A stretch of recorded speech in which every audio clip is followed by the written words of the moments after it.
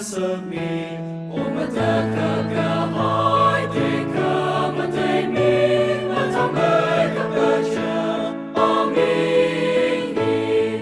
Mataka kahai teka matai Teka matai Jishu ini Kipana kala mahang rama Luka masyalai kashidiya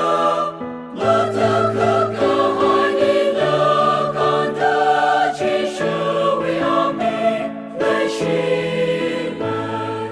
Hakamatai ami akalai Okatwilinga yavaranu Masonala